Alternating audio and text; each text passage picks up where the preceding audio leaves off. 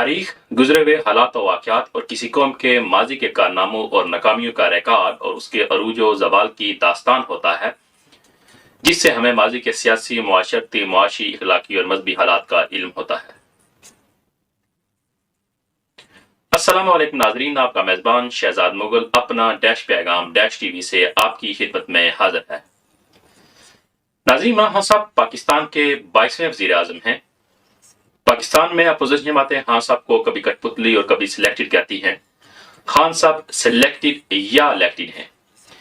اس بحث کا جائزہ لینے کے لیے میں نے مناسب سمجھا کہ پاکستان کی سول اور ملٹری حکمرانی کے تناسب کا تاریخی پس منظر آپ سے شیئر کروں۔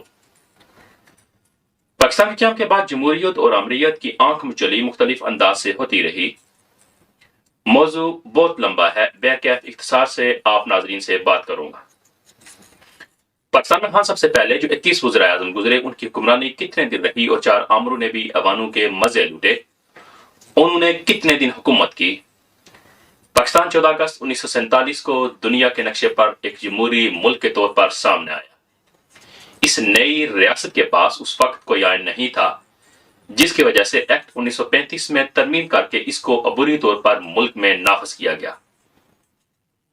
اس ایکٹ کے تحت ہندوستان کے آخری وائسرائے لارڈ ماؤنٹ بیٹن سے مسلم لیگ کے سربراہ قائد اعظم محمد علی جناح نے بطور گورنر جنرل اپنے پہلے عہدے کا حلف اٹھایا۔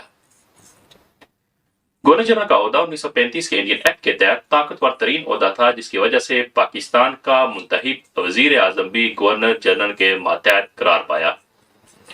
قائد اعظم نے اپنے دست راست اور سیاسی جدوجہد میں آل انڈیا مسلم لیگ کے جنرل سیکرٹری لیاقت علی خان کو پاکستان کا پہلا وزیر اعظم مقرر کیا۔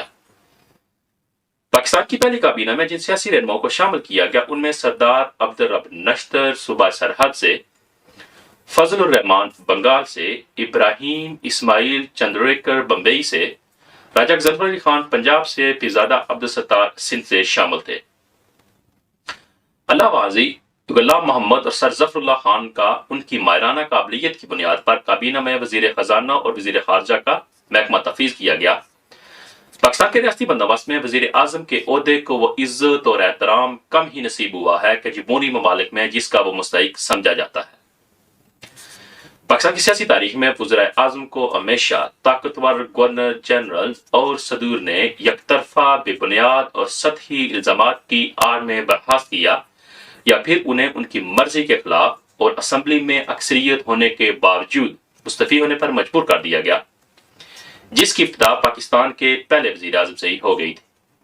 انڈین ایکٹ 1935 کے عبوری نفاذ کے بعد پاکستان کے پہلے وزیر اعظم لیاقت علی خان نئے علماء کے تعاون سے ایک قرارداد کے مقاصد کے نام پر تیار کی، جس کو پاکستان کے پہلے وزیر اعظم نے 7 مارچ 1949 میں اسمبلی میں پیش کیا، جس کو 12 مارچ 1949 میں پاکستان کی قانون ساز اسمبلی نے منظور کیا، جس کا مقصد مستقبل میں پاکستان کے آئین کا ڈھانچہ یورپی طرز کا نہیں ہوگا، بلکہ اس کی بنیاد اسلامی جمہوریت اور نظریات پر ہوگی۔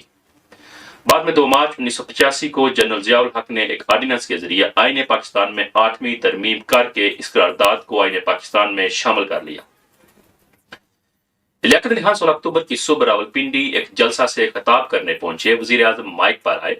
انہوں نے ابھی برادران ملت کے الفاظ ہی ادا کیے تھے کہ پستول کے 2 فائر سنائی دیے گئے۔ اگلی صف میں بیٹھے افغان باشندے سید اکبر نے پستول نکال کر وزیر اعظم پر گولی چلا دی۔ پہلی گولی وزیر اعظم کے سینے اور دوسری پیٹ میں لگی۔ وہ گر پڑے۔ اس وقت تک قاتل کے ارد گرد موجود لوگوں نے اسے قابو کر لیا تھا۔ اس کا پستول چھین لیا گیا تھا، مگر ایس پی نجف خان کے حکم پر انسپیکٹر محمد شاہ نے قاتل پر سرکاری پستول سے یکے بعد دیگرے 5 گولیاں چلا کر اسے ختم کر دیا۔ وزیر اعظم شدید زخمی حالت میں جلسہ گاہ سے باہر لائے گئے۔ وزیر برائے امور کشمیر نواب مشتاق گورمانی کی گاڑی جلسہ گاہ میں داخل ہو رہی تھی۔ وزیر اعظم کو اسی گاڑی میں ملٹری ہسپتال پہنچایا گیا، جہاں وہ زخموں کی تاب نہ لا کر انتقال کر گئے۔ قتل کی تفتیش کا کام مرکز کے ایک پولیس افسر کے سپرد ہوا۔ وہ بدقسمت افسر کچھ دستاویز لیے ابھی کراچی آ ہی رہا تھا کہ اس کا ہوائی جہاز کراچی پہنچنے سے 15 منٹ پہلے راستے ہی میں گر کر تباہ ہو گیا۔ افسر مر گیا، تفتیش کے کاغذ جل گئے۔ شہید کی بیوہ کے بین نے طوالت پکڑی تو اس کو سفارت دے کر ملک سے ہی باہر بھیج دیا گیا۔ اتنا لمبا عرصہ گزر جانے کے بعد ان باتوں کے بارے میں کوئی رائے کام کرنا یا کسی شخص یا گروپ پر الزام دھرنا بے انصافی ہوگی، لیکن بقول بیگم مولانا لیاقت علی خان، جن کا انٹرویو ایک مقامی اخبار میں چھپ چکا ہے، شہید ملت کو اس جلسہ عام کے سامنے انتخابات کا اعلان کرنا تھا۔ اگر اس روز یہ اعلان ہو جاتا اور انتخابات ہو جاتے تو تاریخ بدل جاتی اور نوکرشاہی کے سیاسی عزائم خاک میں مل جاتے، کیونکہ انتخابات سے نظام جمہوریت میں از سر نو توانائی پیدا ہو جاتی۔ البتہ پاکستان کی بدقسمتی اور جمہوریت کے برے دن کا آغاز ہوا، راتوں رات نوکرشاہی کے پروموشن ہو گئے اور پاکستان کی سیاست اور جمہوریت کے موت کے سامان ہو گئے۔ مثلا ملک قلم محمد مرحوم کو لیاقت علی خان کابینہ سے نکالنے کا فیصلہ کر چکے تھے، اب بیساکھیوں کے سہارے کھڑا کر کے گورنر جنرل کا تاج ان کے سر پر رکھ دیا گیا۔ سکندر مرزا مرحوم ترقی پا کر سیکرٹری دفاع بن گئے، پھر گورنر مشرقی پاکستان بن گئے، یہاں سے جست لگا کر وہ پہلے مرکزی وزیر اور بعد میں غلام محمد مرحوم کے جانشین یعنی گورنر جنرل بن بیٹھے۔ خان قربان علی خان مرحوم لیاقت علی خان کی شہادت والے واقعے کے وقت وہاں کے آئی جی پولیس تھے۔ قتل کی انکوائری ختم ہو جانے کے بعد ان کو صوبہ بلوچستان کا سربراہ AGG بنایا دیا گیا۔ آپ اس سال کی سول لسٹ جس میں افسروں کے نام اور ان کے عہدوں کی فہرست ہوتی ہے سامنے رکھ کر خود دیکھ لیجئے کہ پاکستان میں اس وقت کون سے کلیدی عہدے تھے اور ان پر کون ترقی پا کر بیٹھ کیا تھا، کس کس کو یکایک کیا پروموشن ملا، پاکستان کی کون سی رگ رہ گئی جس میں نوکرشاہی کا نشتر نہ چبا ہو۔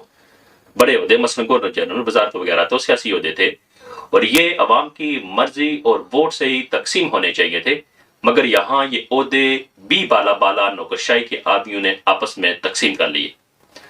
عوام سے کسی نے نہیں پوچھا، پارٹی کی رائے کسی نے نہ لی۔ مجھے نوکرشاہی کے اس زمانے کے بزرگوں کی حب الوطنی پر کوئی شک و شبہ تو نہیں، میں ان میں سے کسی کو بھی اس سازش میں ملوث نہیں سمجھتا۔